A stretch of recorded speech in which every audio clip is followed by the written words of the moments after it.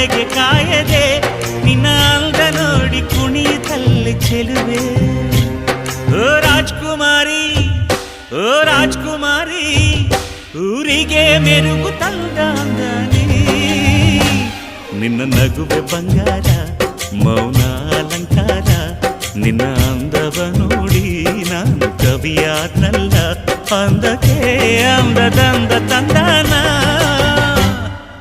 ಅಂದದ ಬೊಂಬೆಗೆ ಗಂಧದ ಶೃಂಗಾರ, ಚಂದದ ಬೊಂಬೆಗೆ ಹೂವಿನ ವಯ